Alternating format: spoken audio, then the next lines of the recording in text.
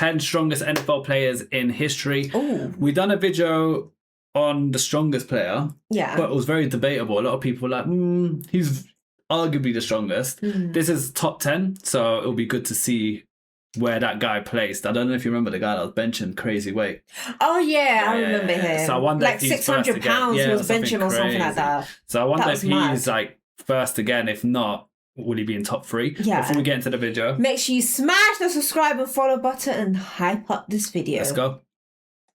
As one of the most physical sports in the world, football has always placed a premium on one particular attribute: strength. Here are the pound-for-pound strongest players in NFL history. Yeah. Larry Allen. Allen came into the league already possessing superhuman strength, as he was reportedly benching 500-plus pounds by the time... This is him. They put him as 10th.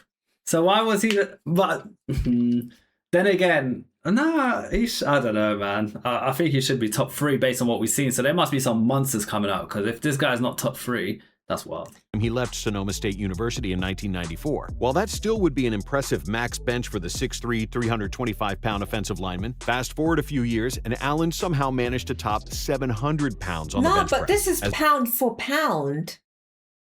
Well, the title says 10 strongest players in it. No, so I think pound for pound is your body weight versus how much you push. Right. Yeah.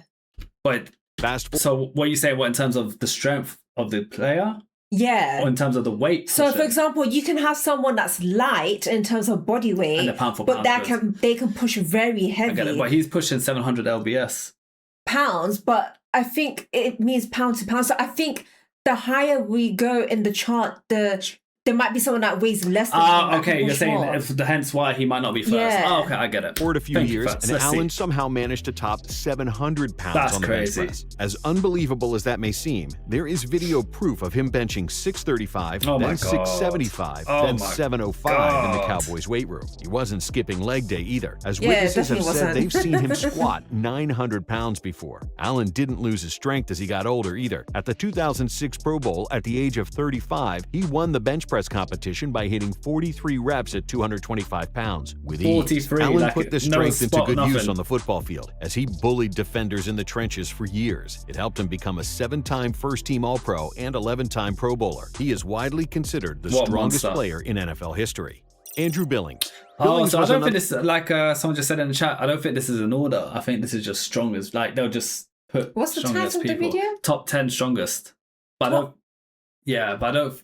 10 strongest. But I don't think it's an order. It's not like 1 to 10. It's just 10 strong guys, like. Another guy whose strength was already well developed before playing a down in the league. Coming out of Baylor, NFL.com had him ranked as the strongest player in college football. Billings probably could have claimed that top spot before even getting to Waco, too. He set the Texas high school powerlifting record that previously stood for 22 years and was held by future Olympic weightlifter Mark Henry. In the process of breaking Henry's long-standing record, Billings showed just how multidimensional his strength is. He squatted 805 pounds, bench pressed 500, and deadlifted 705 pounds for a combined 2,010 pounds. And he did that before even graduating high school. Billings, who was a defensive tackle with the Browns this past season, received some high praise from his... Before graduating high school. Listen, what are you lot eating down in the USA? Reevaluate my life at the gym. I need to message him, excuse me, what are you eating? What are you lot eating down there? Yeah, I need to eat what he's eating. Position coach Chris Griffin, who said, he's the strongest guy I've ever seen. He lifts our sled. It's like 2,000 pounds. Vernon Davis. Davis leaned heavily on his strength as he wound up having a 14-year career where he established himself as one of the most reliable tight ends in the game. He possessed a unique combination of strength and speed for his size, where even though he was built like a linebacker, he still ran like a wide receiver. He was such a freak of nature that his nickname in college at Maryland was Cyborg. At Maryland, Davis benched 460 pounds and squatted 685, while also power cleaning 355 for 3 reps. Then he showed off his special 1-2 punch of power and speed at the NFL Combine, where he got up 33 reps at 225 and ran a 4.38 40-yard dash. For reference, J.J. Watt and Aaron Donald got 34 and 35 reps respectively. So for Davis to be right there with him while also running a sub 4.4 40, he's fast as well, strong and fast. His insane athleticism. James That's Harrison. mad. Looking back, it's ironic how Harrison was originally viewed as too small to make the league. One of the most feared linebackers in the game's history was actually released 3 times during his rookie year, and even cut by the Ravens the following season. Maybe those setbacks inspired Harrison to go even harder in the weight room, as he turned himself into a ball of muscle at just 6 feet tall and 240 pounds. What's crazy about Harrison is it seemed like he only got stronger as he got older. While most defenders aren't even still playing when they're 39, Harrison was still lighting up opposing wide receivers and going viral for his workout videos at that age. A workout video from 2017 showed him doing 675 pounds. You do that? That's how much do you do in kilograms? The max I've done. I'm gonna check it. I'm gonna convert it. Is 180 kg for 3 reps. So Fats is doing 400 pounds Yeah. for 3 reps on that same exercise. That's pretty crazy. I can't lie. For a female, that's nuts. Well done. Thanks. Hang cleans and reverse lunges at 315, 405-pound decline presses, 225-pound overhead Oh my triceps God. extensions, and 1,800-pound sled pushes. Monstrous. Even after his retirement, videos still come out showing him benching over 500 pounds. As the Steelers' condition coordinator Garrett Guimont once put it, no one works harder than James. He's one of the most powerful players in the NFL, and much of the credit can be attributed to his legendary workout He looks like a regimen. monster, John innit? Cole, from one ripped Steeler to another, the 6'2", 260-pound offensive lineman spent 13 seasons in the league. Thanks to his ability to treat defenders like ragdolls, he was so strong that he reportedly was squatting over 700 pounds back then. Stories of Kolb's strength are much more than weight room tales, too. Back in his day, CBS used to hold World's Strongest Man contests on TV during NFL off-seasons, and Kolb finished 4th in 78 and 79. And on both occasions, he only finished behind powerlifters or weightlifters. Like the majority of players on this list, his strength was not fleeting, as he maintained it throughout his career. In his final season in the league, the same year he turned 34, Kolb won CBS's Strongest Man in Football contest. Fittingly, he later became a strength and conditioning coach for the Steelers. Makes sense. Terry Long.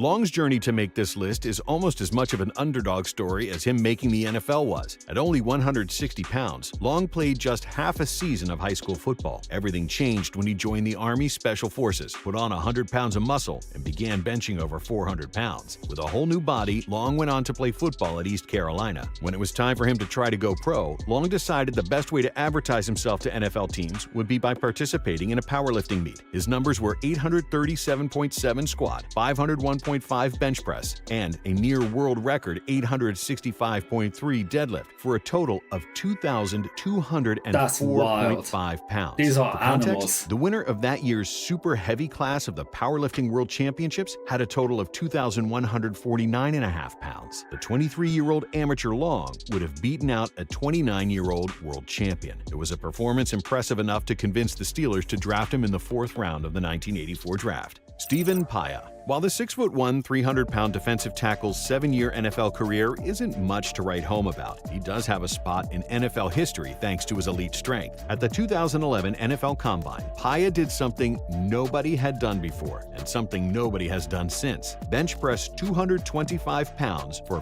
49 reps. While some people say Justin Ernest hit 51 reps at the 99 Combine, it's not confirmed, as Paea holds the official title. He also has some cushion there, as nobody else has even broken 45 reps before. We all know how much emphasis teams place on combine results, so setting a bench press record there easily qualifies someone for this list.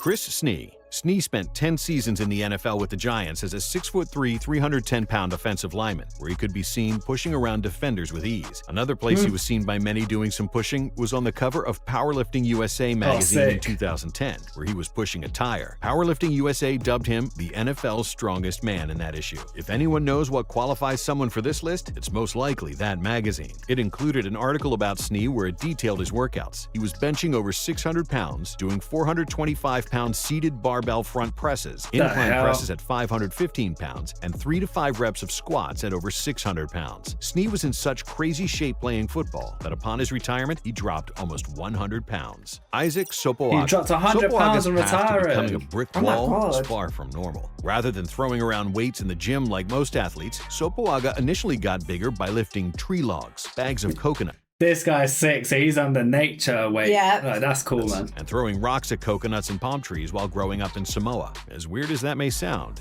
nobody can argue with the results. At the University of Hawaii, Sopoaga was benching 500 pounds and squatting over 700. Wow. When it came time to Dwayne show Johnson NFL is teams from his strength Samoa at the as well, I combine. think. Huh?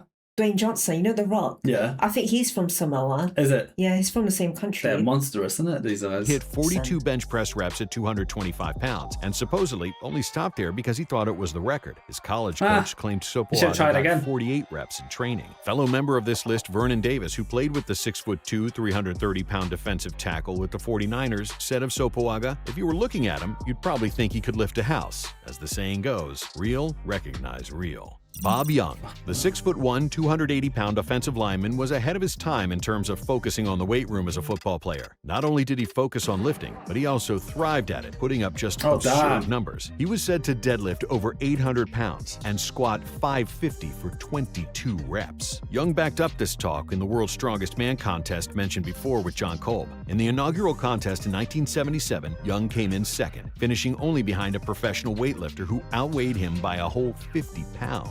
That's impressive to only lose to like a professional. Like, he's not a professional weightlifter, but he just trains hard. So to only lose to a pro, and also the guy outweighed you by 50 pounds, that's crazy. That's actually... You know what this reminds me of? You know that we watched Physical Asia? Yeah, the Physical Australian 100. guy. Yeah, he was strong. What was his name? I forgot. I know who you're talking about. He was in the World's Strongest Man and stuff. Yeah, he's bare strong. He was bare strong. Young did win the squat event, though. Even at the age of 38, Young came in second in the Strongest Man in Football contest. His strength helped him extend his playing career to a total of 16 seasons, which was not the norm for offensive linemen back then. Some strong guys. That's the thing. You know, NFL is so physical. You need to be strong, man. Like, Listen, all I am of them. still weak at the gym. I need to. From Monday, I'm going to go even heavier.